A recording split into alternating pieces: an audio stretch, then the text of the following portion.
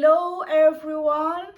When I was 21 years old, I was working as a cleaner, earning 15 euro per month, which is approximately 2,500 Kenyan shillings. Then a total stranger came to my life, offered me a better job, which I was being paid 150 euros. And then they say, when the deal is so good, you'll think twice. This total stranger gave me two choices to make, and that changed my life. So, stay tuned and watch till to the end so that you can know what was this deal.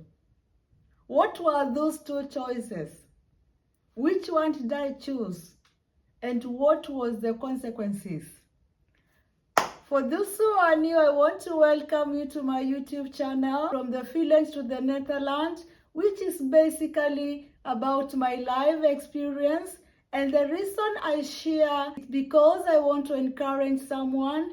And again, I have this big dream to start a girls' education foundation just to support those poor girls back in my mother's village to pay their school fees. So by subscribing to my YouTube channel, by liking, by sharing, by watching, you will have helped me so much to accomplish this big dream. So let me take you a little bit back to my previous video about my struggles in my life. And I talked about when I was 21 years old, I moved to the big city, which is Nairobi, to look for a job. And I got this cleaning job, which I was being paid 15 euro per month. So our cleaning company, we were assigned to clean in a shopping mall, and this shopping mall, it was located elite area, it belonged to the rich people, and that means most of the people who were coming to shop there, they were rich people. So one day when I was cleaning, I remember very well, it was after lunch break, and I was assigned to clean next to ATM, automatic machine, where you want to pin money. And while I was cleaning there is this guy who came. He was well dressed with a nice suit, and I could see he wanted to withdraw money from this ATM, but he was like, she's cleaning, the place is still wet. When I saw that reaction, I told him, it's okay, you can go ahead and withdraw the money. And that is exactly what he did. And after withdrawing the money, he told me, thank you so much, and this is my business card, you can call me. So when I looked at the card, I saw he had a big job in an international company. So I was like, why would I call him, Then I remember very well, before I moved to the big city, my mom had warned me to be so careful when it comes to men in the city, So those words were always in my mind, especially when I came across a man and somehow he was like tuning me. I could always remember the words from my mother. So when I remembered that, I said, I'm not going to call this man because I don't even know what he wants from me. So I threw the card, and I think after like 2 weeks, one of my colleagues, we were cleaning with her, she came looking for me, and then she was like, Pauline, there's a guy here who is looking for you. Then I'm like, what kind of a guy? Yeah, he's dressed well, and he's asking about you. I said, it's okay, take me where he is. I was taken to where he was, and I found he's the same guy who had given me the business card. So she was like, msichana, kwa nini hukunipigia simu? Girl, Why did you not call me? Of course, I lied that I lost his card. Then he told me, this is my card. I want you to call me because I want to offer you a better job. Then he went away. Asked me, what is your name? Then I told him my name. And because I had read the card, I knew he's from my mother's tribe. Because like in Kenya, we have 42 tribes. And by knowing someone's father's name, you can actually know this person is from this tribe. When I read his name from the business card, I knew definitely he's from my mother's tribe. He went away. And then I was like, fine, I'm going to call him because he mentioned that he wants to offer me a job. So after some days, I called him. And then he told me to go to this place. First, he asked me, what certificates do you have? I told him I don't have certificates. I only have one certificate of high school. And then he was like, why did you not go to college? I told him I couldn't go to the college because my parents could not afford school fees. So he told me, take your certificate, your high school certificate to this place and to go and ask this man and you tell them you've been sent by me. So, and that is exactly what happened. And this man, he worked for Caltex. Caltex, it's a petroleum company. It's international company. By then it was in Kenya, but nowadays it's not there. But here in Europe, I still see Caltex, you know. So he worked in that international company. He was the head of security. And where he sent me to go and see this man was not in the office, but he was in another branch, the depot where the trucks were going to get the fuel and also the gas, you know. So when I took my certificate to this man, he was like, yes, so and so called me, and he told me, you'll be bringing your certificates and I'm going to give you a job. He explained to me the kind of job I was going to be doing, and he also gave me a form and he told me exactly what I was going to earn.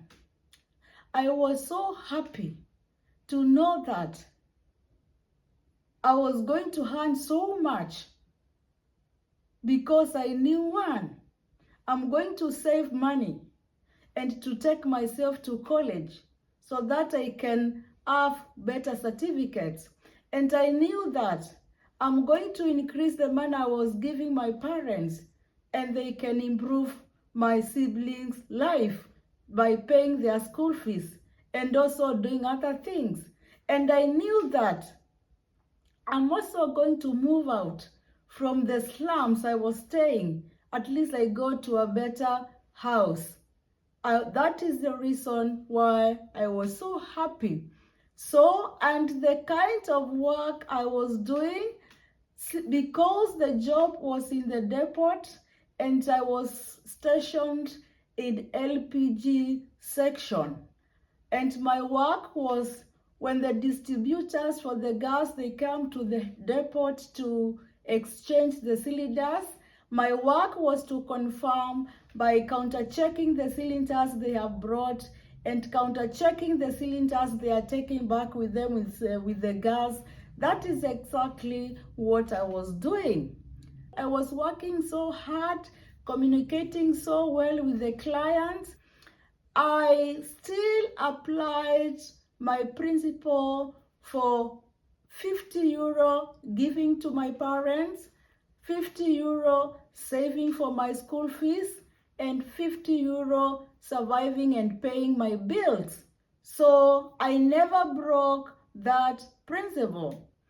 And now, because the money was much, I sat down with my parents and I told them the money I'm going to be saved now from this new job, that is the 50 euro, we are going to save, and then we start building them a new house. Literally because my parents had no house. We used to have, I remember, 3 houses from the mud, and the roof was grass for my parents, another one for me and my sisters, and another one for my brothers, and then a little something, you cannot even call it, it's a house for cooking, you know. We did not have permanent houses. So I knew with this kind of salary, I'm going to save and I'm going to build my parents a better house. And that is exactly what happened. At 6 months, I had saved some money and I'd talked to my dad to start buying the building materials.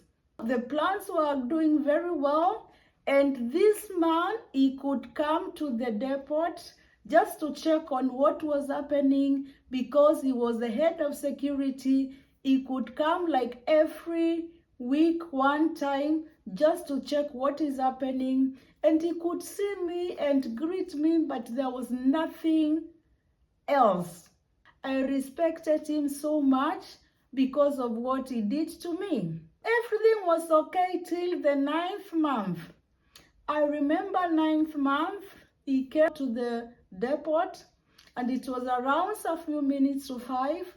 And then after his normal checkings, he came to my office and then he was like, how are you going to the house?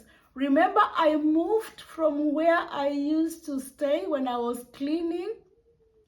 And then I came to a better house, which was close to my new job. So he asked me, can I give you a lift when you're going to your house? Okay, I said, it's okay, no problem. So at 5, we closed and then he was waiting for me. I got into his car and he took me to my house. It was not a long distance. When he dropped me at the gate, he was like, you don't want to go and cook for me tea? I said, it's okay, no problem. So we went to my house. I told him this is where I stay. It was just a nice single room.